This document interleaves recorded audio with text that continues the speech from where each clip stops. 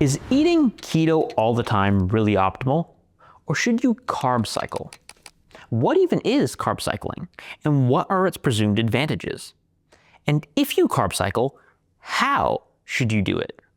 And finally, can you mimic carb cycling, but without the carbs? These are some of the tantalizing questions we will address in this video. But first, fair warning, this video will be dense. Denser than the caloric concentration of this 2,310 calorie, 303 gram of carb Heath Bar milkshake from Baskin Robbins. Yes, that's a real thing. You can Google it, but hopefully it's not in your diet plan. But hopefully you will leave this video with a better understanding of human physiology and practical knowledge to implement in your own life, rather than with a scary case of refeeding syndrome, which could happen if you had that milkshake after a prolonged fast. And it could actually kill you. I'm not joking, I'll explain that later. It's real physiology and real medicine. But first, let's quickly define carb cycling. Carb cycling refers to an eating pattern where one eats a mostly low carb or very low carb ketogenic diet, but on occasion, carb refeeds. This can follow a daily pattern, such as intermittent fasting or time-restricted feeding, but without the backdrop of a low carbohydrate diet. Or it can involve refeeds over longer timescales, say 1 day of carbs per week, 1 month of carbs every 4 months, or 1 season of carbs per year. The time course is not specific, but the central thesis underlying its presumed metabolic benefits can be summed up in 3 words: cyclic metabolic switching.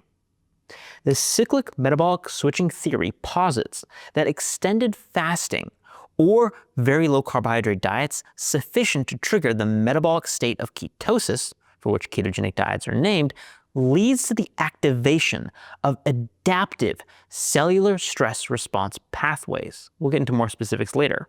And during this time, cell growth pathways, including those stimulated by the growth hormone insulin and a key metabolic regulator called mTOR, they're inhibited. And then, during refeeding, pathways that promote cell growth, like those downstream of insulin and mTOR, are activated.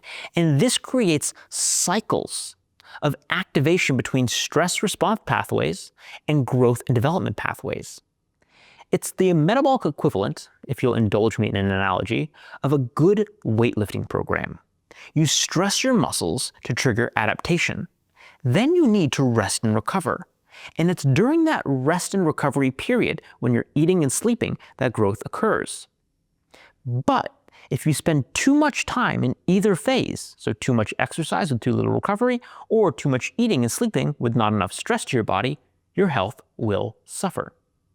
So in general, and this is a high-level truth in biology and human physiology, biology and human physiology operate in ebbs and flows.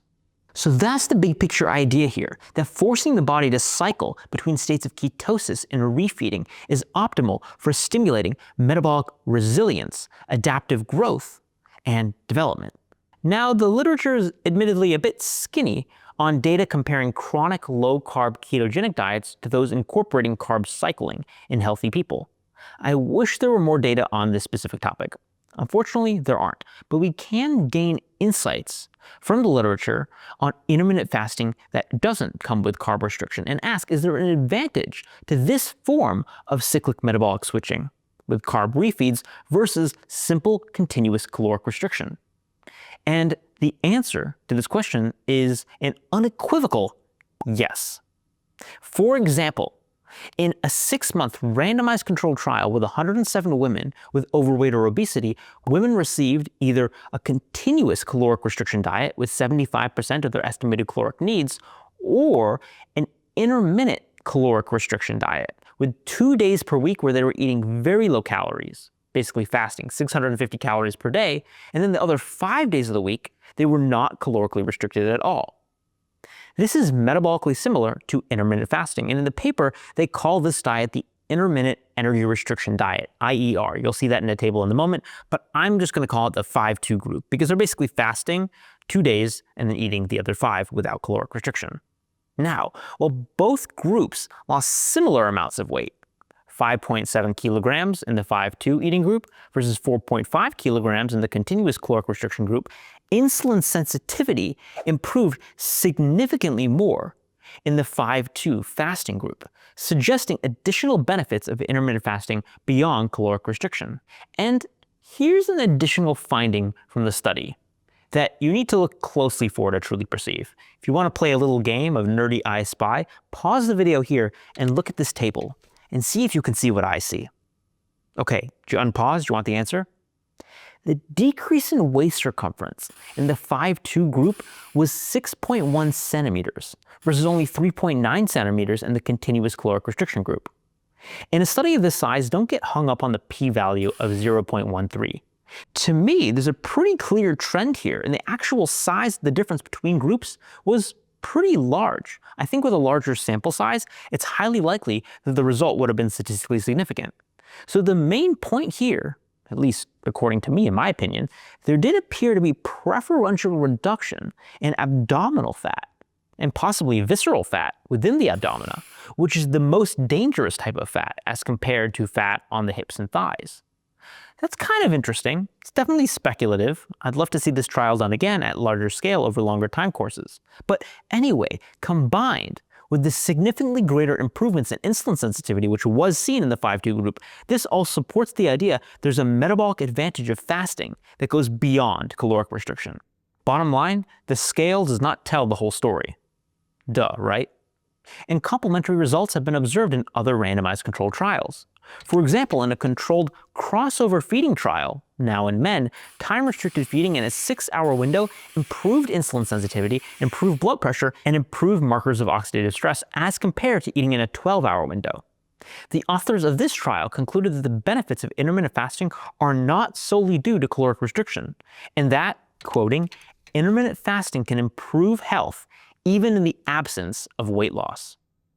Now, relevantly, the diet compositions of both these studies included 45 to 50% of calories from carbs, making these studies representative of a form of daily carb cycling. I could go on. There are many randomized controlled trials that echo similar conclusions. But bottom line, when it comes to calories and carbs, it's important to ask when, not just how much. But that's only the tip of the iceberg for two reasons. First, many trials are limited by resources available to conduct them. For example, if the earlier study that we went over had a larger sample size, I'm pretty confident the difference in waist circumference would have been significant. The 5-2 fasting group would have had a smaller waist circumference or a larger decrease in waist circumference than the continuous caloric restriction group. Second, and more importantly, we can only draw conclusions from what we can measure. Let me clarify that point with an example because it's important. If eating the same calories and same foods in a different pattern, say eating pattern A versus eating pattern B, resulted in differences in, say, brain health, such as more neuroplasticity and better Alzheimer's disease protection, how would we know for sure? Studies to test this are nearly impossible to conduct. So would we conclude that pattern A and pattern B are equal eating patterns? No, we couldn't conclude that. We just haven't collected the data to prove they are not equal. So, as a community of critical thinkers, and that's what we are here on this channel, we must discuss mechanisms and speculate intelligently, because sometimes that's all we have. We do know, for example, that fasting activates repair and renewal pathways, increases the expression of antioxidant enzymes, and clears cellular waste. Maybe you heard of autophagy. It stimulates DNA repair, activates anti-aging proteins like the sirtuins, raises levels of hormones like adiponectin that boost muscle resilience and brain function, and fasting suppresses inflammation, in part through the generation of ketone bodies like beta-hydroxybutyrate. The point is this: carbohydrate restriction and fasting promote metabolic resilience pathways. We know this. But then what? Do we want those pathways stimulated 24/7? Maybe not. Just like you need to rest after a workout, cells need a growth phase, and refeeding does this. Carbs, along with protein, stimulate growth pathways. And carbs especially spike insulin, a growth hormone. And yeah, it's easier to grow with pasta on the menu, than without. But this isn't necessarily bad. Not good or bad. It's only bad if there's too much growth signal and not enough renew and repair signal. They operate as a couple, renew and repair and growth. They're the yin-yang of metabolic health. So it's possible that keto carb cycling is optimal for brain health, muscle development, and resilience, all things being equal. It's possible, and if that practice works for you in any form, great. I'm happy for you, and I want to enable you to play around and find what works for you. That said, if you want my candid opinion, I actually don't think carb cycling is necessary. What? Did I just flip-flop? No, I did not, and I'll explain why shortly. But before I do that, I want to review how to break a fast and how to carb cycle. These things are kind of entwined. So let's start with how to break a fast. If you fast for more than 24 hours, your gastrointestinal system slows down. That makes sense, right? You're not eating, so your body stops spending energy on maintaining your gastrointestinal system. Thus, you basically need to warm it up. You need to warm up your gut. And here's a cautionary tale to make the point. My first prolonged fast was about 48 hours, after which I broke it with, get this, 3 slices of pecan pie. And I quickly regretted that nutty decision. Admittedly, this was after a colonoscopy, so not exactly a voluntary fast. And back then, I wasn't really into metabolic health. But honestly, I preferred the procedure, the colonoscopy, to the aftermath of what happened with that pie. Super uncomfortable. So, rule number 1, do not eat a lot when you're breaking a fast. Start with a light pre-meal, like bone broth or 2 to 3 hard-boiled eggs, or a small full-fat Greek yogurt. Those will all do just fine. Try to avoid nuts, seeds, and fibrous vegetables, especially raw vegetables, which are harder to digest. Then wait an hour or 2 or 3 before having a full meal. Also, if you fasted for 3 days or more, or followed a very low carbohydrate diet for a long time, be extra careful. You're at risk for refeeding syndrome. This occurs when your body experiences a large spike in insulin that drives a dangerous shift in electrolytes, phosphate, magnesium, and potassium. Levels of these electrolytes drop, which can cause cardiac arrhythmias, irregular heartbeats, rhabdomyolysis, seizures, and even death. Moral of the story: remember that 300 gram of carb milkshake from earlier? Well, it could literally kill you. That's sort of a joke, but also an accurate statement under the wrong physiologic conditions. So be careful when breaking a prolonged fast. Now, how to carb cycle. I can kind of break this up into 3 main strategies. First, daily carb cycling. This includes intermittent fasting and time-restricted eating, generally with a 6-hour or shorter eating window to allow time for mild ketosis. I would still keep your carbs moderate, maybe 100 to 150 grams per day, depending on your body size, to ensure you dip into ketosis.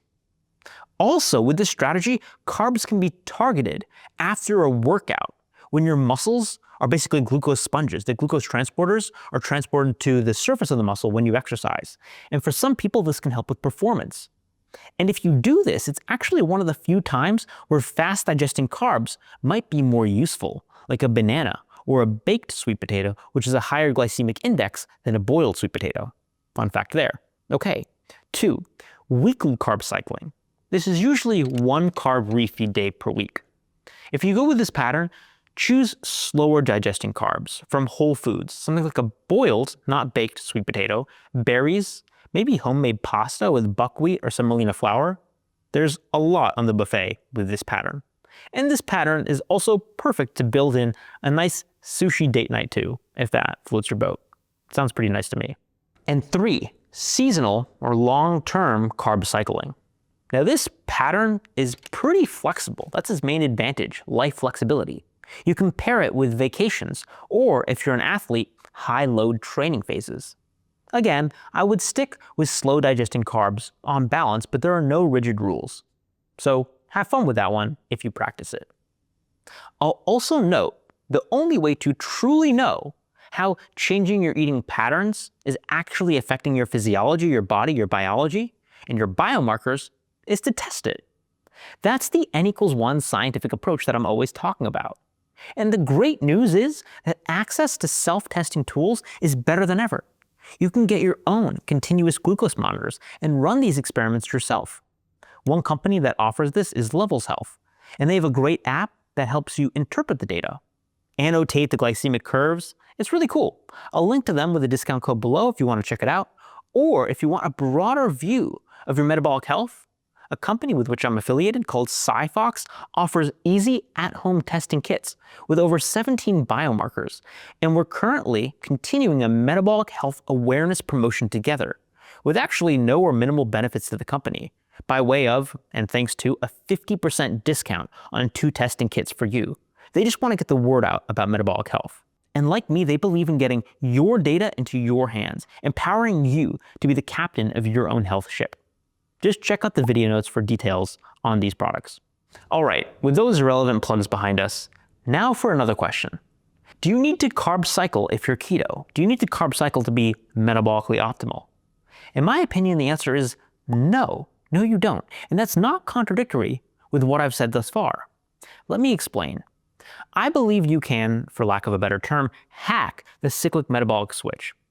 Remember, refeeding refers to giving your body a growth stimulus. And while growth pathways are complex, one could argue that insulin is the most relevant growth hormone. And you don't need carbs to spike insulin. Protein also spikes insulin. In fact, some proteins, like dairy protein, and especially whey protein, can spike insulin so much that in some people it spikes more than bread. But don't expect to see the same jump in blood sugar when eating whey protein as compared to eating, say, bread. Because protein doesn't have sugar. No duh, right? And protein also increases other hormones, like glucagon, which have distinct metabolic effects, like promoting fat release. So while protein won't burn fat off your body just by itself, the hormonal profile and impact is distinct from eating protein versus eating carbs. Kind of obviously, hopefully. And yet you do get the growth signal and the insulin spike from protein, especially whey protein. And this is why I don't think you need to carb cycle to activate this cyclic metabolic switch. Having large enough protein boluses can spike insulin and signal growth pathways. And in case you're wondering, yes, it's true. A large enough insulin spike from protein can kick you out of ketosis. But because you're not topping off your liver glycogen stores, you typically return to ketosis quite quickly. When I last tested this on myself, and I have, in the 4-hour window after having whey protein mixed into my omelet, my ketones went from 2.5 millimoles to 0.3 millimoles, which is a much, much larger dip than if I have just the eggs alone. But by the 8-hour mark, my ketones were drifting back up, 1.5 millimole, 2 millimole, and so on. So you can carb cycle and use it as a tool to reap the rewards of cyclic metabolic switching if you want. Building carb cycling into your daily, weekly, or yearly routines could have benefits, metabolically, in terms of life flexibility, and otherwise. And you may also be able to hack this cyclic metabolic switch without carbs by having exposures to large enough boluses of protein. And there may be particular advantages to whey protein and dairy protein for this specific purpose. Although I'm not saying you should supplement whey protein, I think steak, eggs, fish are generally sufficient. But the biohackers out there are probably like that as well. So whether you use carbs strategically or lean on protein to mimic the same effects, the real key here, the real takeaway, is understanding how to cycle between stress and growth, repair and rebuild, just like your body was designed to do. And the best part, you don't need to guess about all of this. You can test, adapt, and discover what works best for you. That is the beauty of N=1 experimentation, especially in a world where personalization is power. This is all about you, how it works for you. And if this helped you rethink carbs or keto in a new way, please hit that subscribe button. It really helps. And if you found this video fun, check out other new videos, this masterclass on the microbiome video, and a fun experiment I did with kale and chocolate to prove glycemic index and carbs don't reveal all. Your metabolism deserves more than just one-size-fits-all dietary advice. So stay curious and have a lovely day.